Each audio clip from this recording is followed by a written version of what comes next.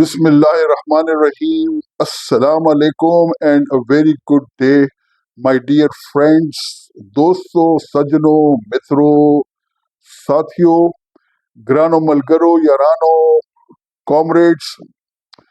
اچھا، لوگوں کی فرمائش آ رہی تھی، وہ کہہ رہے تھے کہ کچھ ہمیں انفارمیشن چاہیے ہوگا کہ خاص کر شپس کے بارے میں، جہازوں کے بارے میں، آبی گزرگاہوں کے بارے میں. اور پھر ایک فرمائش تھی کہ سوئس کینال جو ہے یہ کیا چیز ہے، کہاں پہ ہے، اس کی کیا کیپیسٹی ہے. تو اس لیے جو ہے نا یہ پروگرام آج ترتیب دیا گیا ہے. اچھا، پہلے آپ لوگوں کو میں آسان طریقوں میں سمجھاؤں گا کہ بحری جہاز کیوں استعمال کیے جاتے ہیں. ایک تو یہ سمجھی جی کہ بحری جہاز جو ہے نا وہ سامان لانے لے جانے کے لیے بہت بڑا ذریعہ ہے اور بہت سستا ہے. جب آپ اس کا موازنہ زمینی رابطوں سے، یعنی خاص کر روڈ جو ہے، جو ٹرک ہے ان سے کرتے ہیں یا ریلوے سے کرتے ہیں، تو اس کے مقابلے میں یہ کافی سستا پڑتا ہے. Number one. نمبر ٹو، اس پہ کافی زیادہ سامان آتا ہے. میں آپ کو اس کی ایک چھوٹی سی مثال دوں. جیسے ایک ایور گرین کمپنی ہے، اس کے بحری جہاز ہیں، جس میں ایک ایور گیون بھی تھا اگر آپ لوگوں کو یاد ہو. تو وہ 22,000 کوئی 200 کنٹینر کیری کرتا تھا. نئے جہاز جو ہے وہ 24,500 کنٹینر مطلب کہ لگ بھگ کیری کرتے ہیں. اب اگر آپ کو یہ سامان ریل سے لے کے جانا ہو، فرض کریں کہ 100 بوگیاں وہ لے کے جا رہی ہوں، تو آپ کو کم از کم اس کے لیے آپ کو 2400 سے 2500 ریل گاڑیاں چاہیے ہوں گی، جس کی 100 بوگیاں، 100 ویگنز ہوں. اور آپ دیکھ سکتے ہیں ہمارے ہاں تو عام ویگن کے جو ہے نا تقریباً 40-45 کے قریب جو ہے نا وہ اس کی بوگیاں ہوتی ہیں، اس کی جو ریل ہوتی ہے اس کی اتنی بوگیاں ہوتی ہیں. تو لہٰذا بہت زیادہ سامان یہ لادے جا سکتے ہیں سستے داموں. اور دوسری بات یہ کہ ان کے اوپر وہ پابندیاں نہیں ہیں. مطلب اب اگر آپ نے برازیل سے جو جنوبی امریکہ ہے وہاں سے سامان منگانا ہو، امریکہ سے، یورپ سے، تو یہ سامان اگر یورپ سے آئے گا تو مختلف ملکوں سے اگر ٹرین سے آ رہا ہے ہوتا ہوا کہاں سے وہ، تو اور ہر ملک ضروری نہیں ہے کہ وہ سامان لے جانے کی اجازت ہے. سمندری راستے میں ایسی کوئی ممانعت نہیں ہوتی، آرام سے چلا آتا ہے. اچھا، دوسرا یہ کہ بہت آئیڈیل ہے جو بلک کارگو ہوتا ہے. مطلب سیمنٹ لانا ہے، اور جو ہوتے ہیں خام جو لوہے جو ذخائر نکلتے ہیں کانوں سے وہ لے کے آنے ہو، تیل لے کے آنا ہو، تو اس کے لیے یہ جو ہے نا بہت سوٹیبل ہے. بہت بڑی تعداد میں یہ سامان لے کے آ سکتے ہیں. پھر یہ فیول ایفیشینٹ ہے اس کے مقابلے میں. اگر یہی سامان روڈ سے اور اس سے جائے گا تو وہ بہت فیول خرچ ہوتا ہے. اس کے مقابلے میں ان جہازوں پہ پر ٹن کافی کم فیول خرچ ہوتا ہے، اور اس لیے کاربن ایمیشنز بھی کم ہوتی ہیں، تو یہ انوائرمنٹ کے لیے فرینڈلی ہوتے ہیں. اور انٹرنیشنل ٹریڈ کے لیے بہت اچھے ہیں، آرام سے ہیں. یہاں سے فرض کریں کراچی سے نکلا اور آپ کا ٹریڈ اس نے جانا ہے نیو یارک، تو وہ کسی بغیر تگ و دو کے جو ہے نا نیو یارک سامان لے جائے گا، وہاں سے لے آئے گا سامان جو ہے. اور جتنے پورٹس ہیں وہ آپس میں ویل کنیکٹڈ ہے. جتنی بندرگاہیں ہیں تو وہ ایک بندرگاہ سے دوسری بندرگاہ میں آرام سے یہ سامان لانے جا سکتے ہیں. اور خاص کر وہ سامان جو خراب نہیں ہوتا، مطلب جو نان پیرشیبل جسے کہتے ہیں، اس کے لیے تو بہت سوٹیبل ہے. اور ذرا سلو ہے تھوڑا سا. روڈ مطلب ہے کہ ٹرک اور ریلوے جو ہے نا بہت جلدی پہنچا دیتے ہیں، لیکن وہ ہر جگہ اب جا نہیں سکتے. ہمارا مطلب کراچی سے پشاور تک ہی آ سکتے ہیں نا. اب اگر آپ نے سامان منگانا ہو، نوٹر ڈیم سے آپ نے منگانا ہو، تو وہ لامحال آپ کو بحری جہاز استعمال کرنا پڑے گا. اچھا، دوسری چیز یہ ہے کہ آج اب میں آپ کو انفارمیشن دے دوں اس کے بارے میں کہ جہاز کتنے لوگوں کے پاس کتنے ہوئے. ہم لوگ ناعاقبت اندیش لوگ ہیں، بے وقوف لوگ ہیں. ہمارے پاس 1970 کی دہائی میں اوائل میں 75 سے زیادہ جہاز تھے ہمارے پاس، جو گھٹتے گھٹتے ایک سٹیج پہ جو ہے 9 جہاز رہ گئے تھے. اب میں آج آپ کو صرف آپ موازنہ کریں کہ دنیا کہاں پہ ہے اور ہم کہاں پہ ہیں۔ ہماری پالیسیز ایسی ہیں کہ کوئی بندہ اگر جہاز لے کے آنا چاہے نا، رجسٹر کرانا چاہے، تو میکسیمم ٹیکسز ہم اس کے اوپر لگا دیتے ہیں۔ تو ہمارے اپنے لوگ جن کے جہاز ہیں تو وہ کوشش کرتے ہیں کہ پاناما میں، لائبیریا میں، وہاں پہ بہت ٹیکس کی چھوٹ ہے۔ ان کی ایک دو ریکوائرمنٹ ہے کہ جی 10%، 15% آپ ہمارے لوگ مطلب جہاز میں رکھیں، یعنی اگر 20 کا کرو ہے تو اس میں سے 3-4 ہمارے لوگ ہوں یا 5 ہمارے لوگ ہوں، باقی وہ کوالیفائڈ لوگ ہوتے ہیں ان کے، تو باقی آپ کو ٹیکس کی چھوٹ ہوتی ہے۔ ہمارے ہاں ایسا نہیں ہے انفارچونیٹلی۔ آپ دیکھیں کہ دنیا میں اب جیسے جاپان کے پاس 5229 جہاز ہے، یہ کم سے کم میں تعداد آپ کو بتا رہا ہوں۔ ساؤتھ کوریا کے پاس، جنوبی کوریا کے پاس 2149 جہاز ہے۔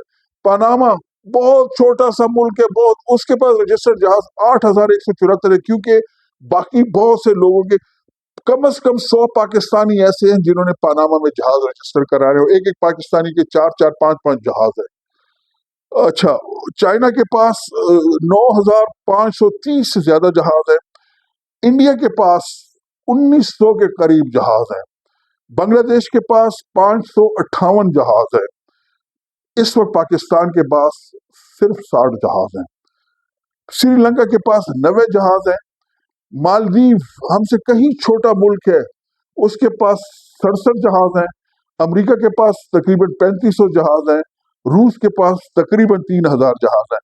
اچھا، یہ وہ جہاز ہیں جن کی ٹنیج جسے ہم کہتے ہیں وہ 1000 ٹن سے زیادہ ہے۔ ایران جو ہمارا پڑوسی ہے، اس کے پاس 1000 کے لگ بھگ جہاز ہیں۔ اچھا، اب آئیے میں سوئس کے بارے میں تھوڑا سا بتاؤں۔ دیکھیں، سوئس جو ہے، نہر سوئس جسے کہتے ہیں، سوئس کینال، یہ بیسیکلی باؤنڈری ہے between Africa and Asia. Asia اور اس کے درمیان ایک سرحد طے کرتی ہے۔ اس کے مغرب میں افریقہ آتا ہے، اس کے مشرق میں ایشیا ہے یہ مصر میں واقع ہے، اور یہ دو اس کے چھوٹے چھوٹے جو شہر ہیں، جو سوئس ہے، سوئس سٹی جو ہے، سوئس پورٹ، وہ جنوب میں ہے، جو کہ بحیرہ روم، بحیرہ احمر یا بحیرہ کلزم جسے کہتے ہیں، اس میں واقع ہے، پارٹ آف دا جو سوئس بے ہے۔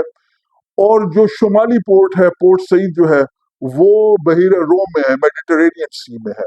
اس کا فاصلہ جب یہ بنائی گئی تھی تو تقریباً 162 کچھ کلومیٹر تھا، جو ابھی بڑھا کے تقریباً 193 کلومیٹر ہو گیا، کیونکہ اس کے ساتھ ایڈیشنل نہریں کھودی گئی ہیں، ایڈیشنل چینلز آ گئے ہیں اس کے۔ اچھا، یہ مصنوعی جو ہے لیک جسے کہتے ہیں، مصنوعی نہر بنائی گئی ہے، اور نیچرل اس کی نہیں ہے۔ کچھ جگہ پہ آپ کو نیچرل وہ ملے گی، آبی گزرگاہیں، لیکن اس کو بنایا گیا آدمیوں کی بنائی ہوئی ہے۔ اور اس جو ہے یہ اس لیے ہے کیونکہ اس سے پہلے اگر کوئی جہاز بحر ہند سے، خاص کر شمالی بحیر عرب سے اگر وہ جاتے تھے، اور ان کا ڈیسٹینیشن، ان کا ہدف یا ان کی جو لاسٹ پورٹ تھی، آخری بندرگاہ تھی، وہ لندن تھی فار ایگزامپل، تو اس کو بہت ٹائم لگتا تھا۔ اب جب وہ اس میں سے گزرتا ہے، کیونکہ اس کو جانا پڑتا تھا افریقہ کے جو ہے نا کیپ آف گڈ ہوپ کے ایسے جنوب سے ہوتے ہوئے جا کے پھر مغربی ساحل جو افریقہ کا، اس سے ہوتے ہوئے پھر اوپر جا کے بحری اوقیانوس کو کراس کر کے وہاں پہ جاتے تھے۔ جب یہ بن گئی ہے تو اس نے تقریباً 8900 کلومیٹر یہ سفر کم کر دیا ہے۔ اگر ایک جہاز جو ہے وہ 24 ناٹ کرتا ہے تو اس کو 8 دن کی بچت ہوتی ہے، اور اگر ایک جہاز 20 ناٹ کرتا ہے تو اس کو کم از کم 10 دن کی بچت ہوتی ہے، اس کو شمالی بحیر عرب سے جاتے ہوئے اگر وہ لندن جا رہا ہے۔ ناٹ، آئی ہوپ آپ کو پتہ ہے، ناٹ ایک اکائی ہے، ایک یونٹ ہے جو ہم سپیڈ کے لیے استعمال کرتے ہیں۔ یہ ناٹ ہوائی جہاز بھی استعمال کرتے ہیں، اور یہ ناٹ سمندری جہاز بھی استعمال کرتے ہیں۔ یہ نوٹیکل مائل جو ہوتا ہے وہ ذرا بڑا ہوتا ہے عام میل سے اور کلومیٹر سے۔ آپ یہ سمجھ لیں کہ ایک نوٹیکل مائل جو ہے وہ تقریباً 1.85 کلومیٹر کے برابر ہوتا ہے۔ یعنی اگر آپ فرض کریں کہ اگر آپ 20 ناٹ کر رہے ہیں تو آپ کی لگ بھگ رفتار جو ہے وہ تقریباً 35 के करीब किलोमीटर के करीब होगी। अ, इस कुछ आपको फैक्ट फिगर्स पनामा के बारे में बताऊं कि बहुत जिसे कहते हैं ना, क्योंकि वर्ल्ड में बहुत ट्रेड हो रहा है और आपको पता है वर्ल्ड का ट्रेड जो है ना वो 90% के लगभग जो है ना वो बहरी जहाजों से होता है उधर। और वर्ल्ड का जो जितनी दुनिया की तिजारत है उसमें से 12 से 15% जो है ना वो स्पेस के बीच में से गुजरती है, वो इस्तेमाल करते हैं जहाज आते जाते हुए। अच्छा, कुछ इसका तारीखी पट से मंजर मैं आपको बताता चलूं। मैं इसमें तहकीक की तो बड़े मजे मजे की चीजें सामने आई जो मैं आपसे शेयर करूं। कहते हैं कि जब आ, जो बहुत पुराना, जैसे एंशियंट इजिप्ट कहते हैं, ये नहर का कॉन्सेप्ट उस वक्त से था। जो फिरौन थे उन्होंने भी कोशिश की थी नहर बनाने की। वो बेसिकली जो है दरियाई नील को मिलाना चाहते थे बहरे अहमर से या बहरे कुल्जम से। अच्छा, फिर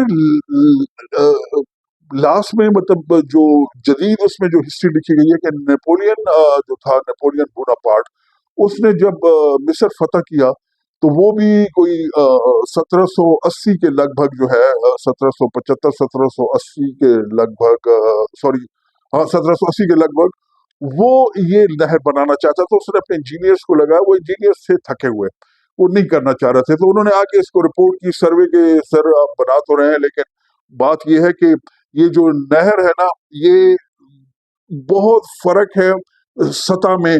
जो बहीरे अहमर है, रेड सी है, वो ऊपर है, और जो मेडिटेरेनियन है उसकी सतह नीचे है। तो ये अगर बनी ना तो वहां से एक सैलाब का रेला आएगा ऐसे, और ये जो नाइल डेल्टा है, जो जो दरिया नील का पानी, ये सारा उसमें चला जाएगा और सारा कुछ जो है ना तहस नहस कर देगा। वो कहते हैं आपका प्रोग्राम बढ़ जाएगा। तो उसने फिर इस पे काम नहीं किया, रहने दिया, हालांकि गलत इंफॉर्मेशन। फिर 1847 में इसमें दोबारा काम होना शुरू हुआ और उन्होंने कहा कि ये फीजिबल है।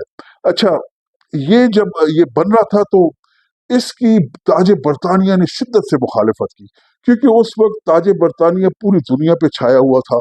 और वो उसका ख्याल ये था कि अगर ये पोर्ट बन गई, ये जो है ना ये नहर बन गई और इसके साथ में तिजारत इधर से होने लगी तो मेरी दादागिरी खत्म हो जाएगी। लिहाजा हालांकि बाद में फिर उन्होंने 1870-71 में इसके बहुत सारे शेयर खरीदे भी थे, लेकिन पहले बहुत मुखालिफत की थी। उनकी पार्लियामेंट में बड़ी डिबेट हुई, कहा गया था कि ये फ्रॉड है, और तो फ्रांसीसी हमसे फ्रॉड कर रहे हैं, इनसे भी, इजिप्शियन से भी।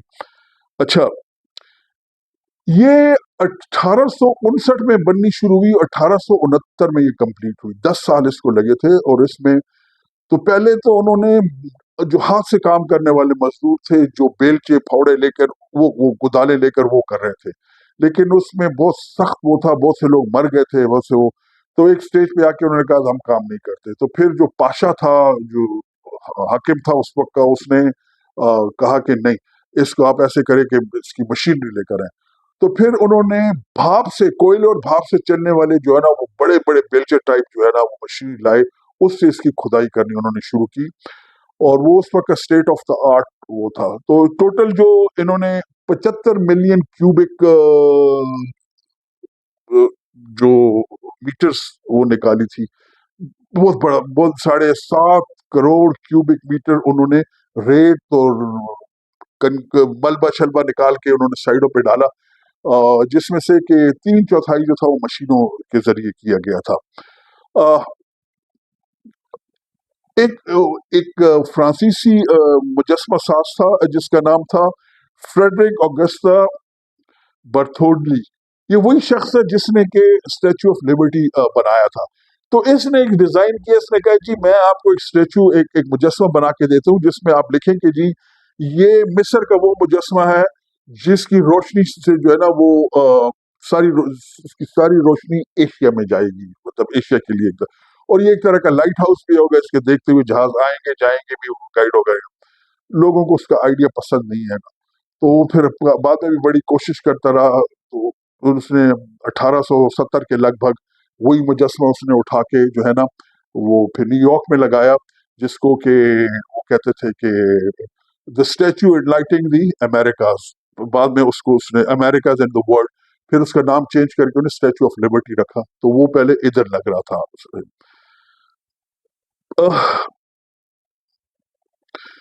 جو اس نہر کا کھودنے والا تھا، جو بنانے والا تھا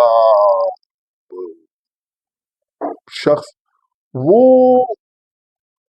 اس نے پھر بعد میں پاناما کینال بھی جو ہے نا وہ 1875 کے لگ بھگ وہاں پہ کوشش کی، کہ میں انہوں نے کہا کہ یار یہ تو آسان ہے، یہ والی جو ہے نا یہ تو 160 کلومیٹر ہے، پاناما جو ہے نا یہ تو کم ہے، یہ تو کوئی 80-82 کلومیٹر کے قریب ہے، تو یہ ہو جائے گا۔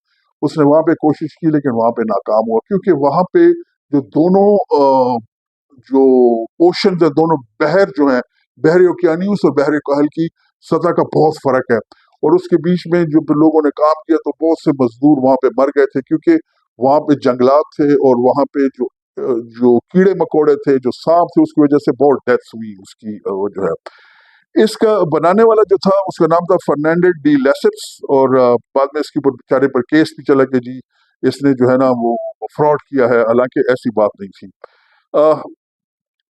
جو سویس کینال ہے اس نے بڑا امپورٹنٹ رول پلے کیا تھا، خاص کر بننے کے بعد، جب جسے سر جنگ کہتے تھے، کولڈ وار، وہ اور اس سے پہلے پہلی جنگ عظیم، دوسری جنگ عظیم میں بڑے سے وہ کیے تھے۔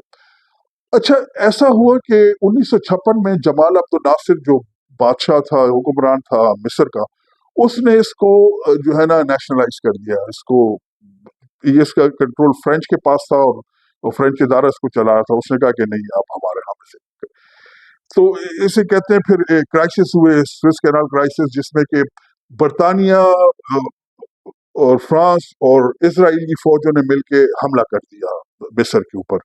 تو وہ اس کے قریب پہنچنے والے تھے کہ امریکہ نے دھمکی دی کہ بند کرو یہ تمہاری یہ ٹوپی ڈرامہ، بیکاز یہ جو ہے نا اس وقت برطانیہ سکڑ رہا تھا آہستہ آہستہ، بہت سے ممالک آزاد ہو گئے تھے، اور روس نے کہا تھا کہ اگر یہ جنگ بند نہیں ہوگی تو میں ایٹمی دھماکہ کروں گا تمہارے اوپر۔ تو یہ کرائسس ختم ہو گئے تھے۔ پھر یہ تھوڑے عرصے کے لیے جو ہے نا 8 سال کے لیے 1967 سے لے کے 1975 تک یہ بند رہی، کیونکہ 2 جنگیں ہوئی تھی۔ ایک یوم کپور وار تھی جو ہے جو 1973 میں لڑے گی، 1967 میں، تو 6 سال وہ اور 2 سال بعد کھلی، 8 سال یہ بند رہے۔ تو ایسا ہوا کہ 15 جہاز جو ہے نا اس کے بیچ میں پھنسے رہے تھے۔ ہوتا ایسے ہے کہ یہ اصل میں ایک طرف سے کانوائے شروع ہوتا ہے، آگے پیچھے یوں کر کے آتے ہوئے، اور وہ چلتے ہیں، جہاز چلتے ہیں ساؤتھ سے نارتھ کی طرف اور نارتھ سے ساؤتھ کی طرف۔ تو بیچ میں انہوں نے بٹر لیکس، مصنوعی جھیلیں بنائی ہوئی، اب 8 ہو گئی ہیں، بڑی بڑی جھیلیں، گہری جھیلیں، تو جس میں کہ کیونکہ 2 جہاز آپس میں کراس نہیں کر سکتے، تو وہ کیا کرتے ہیں کہ جو ایک کانوائے ہے وہ اینکر کر جاتا ہے، رک جاتا ہے، دوسرا کانوائے گزر جاتا ہے، پھر یہ لوگ لنگر اٹھا کے پھر جاتے ہیں۔ تقریباً 14 سے 18 گھنٹے لگتے ہیں ایک کانوائے کو ایک اینڈ سے دوسری اینڈ جانے میں۔ ابھی اس کو اس میں سے گزر سکتے ہیں، جا سکتے ہیں، اور تقریباً 77 میٹر چوڑے جہاز جا سکتے ہیں اس کے بیچ میں سے۔ میں نے شروع میں آپ سے ذکر کیا تھا کہ ایک ایور گیون شپ تھا ایور گرین کمپنی کا، جو کہ آپ کو یاد ہوگا مارچ 2021 میں گراؤنڈ ہو گیا تھا، وہ چینل بلاک ہو گئی تھی، تو اس وقت 6 دن بعد پھر اس کو فلوٹ کیا، 1 ہفتہ لگا تھا اس کو واپس لانے میں۔ اس دوران میں تقریباً 400 جہاز شمال میں اور 400 جنوب میں جو ہے وہ پھنس گئے تھے، بعد میں پھر ان کو کلیئر کیا گیا تھا۔ اس دوران میں کہتے ہیں کہ ورلڈ کا جو ہے نا دنیا کا تقریباً 14 سے 15 بلین ڈالر کا نقصان ہوا، اور ایجپٹ کہتا ہے کہ میرا بھی اچھا خاصا نقصان ہوا۔ تب ایجپٹ کو، مصر کو، ہر جہاز کا جو ہے وہ چند ہزار ڈالر سے لے کے 5 لاکھ ڈالر تک ایک جہاز کے وہ لیتا ہے، ڈیپینڈ کرتا ہے کہ اس کی ٹنج کتنی، کتنا بڑا ہے، کتنا وزنی ہے، ڈرافٹ کتنا ہے، کیا کارگو ہے، اس کے لحاظ سے اس سے وہ ٹیکس وصول کرتا ہے، چنگی وصول کرتا ہے۔ تو اس کو لگ بھگ 11-12 بلین ڈالر سال کے ملتے ہیں، جو اس کی دوسری بڑی آمدنی ہے سیاحت کے بعد۔ ابھی 2023 میں کل تقریباً 26,500 جہاز اس سے گزرے پاناما کینال سے، جو ابھی کافی کم ہو گئے، آدھی تعداد رہ گئی، کیونکہ آپ کو پتہ ہے نیچے جو ہے وہ یمن میں ہوتوس کی لڑائی، اور وہ ہر شپ کو ٹارگٹ کر رہے ہیں، تو لہٰذا ابھی پہلے جو 26,000 سے ابھی تقریباً 12,000 کے قریب جہاز جو ہے وہ پچھلے سال گزرے ہیں اس میں سے۔ آپ سے یہ انفارمیشن شیئر کرنی تھی، اس امید کے ساتھ کہ آپ جہاں کہیں بھی ہیں خوش رہیں، آباد رہیں، ہنستے مسکراتے رہیں۔ انشاءاللہ اگلے جو ویلاگ ہوگا اس میں پاناما کینال اور کچھ پیسیفک اوشن جو ہے، بحر الکاہل جو ہے، اس کے بارے میں کچھ انٹرسٹنگ چیزیں آپ سے شیئر کی جائیں گی۔ تب تک اپنا بہت خیال رکھیے۔ السلام علیکم، اللہ حافظ۔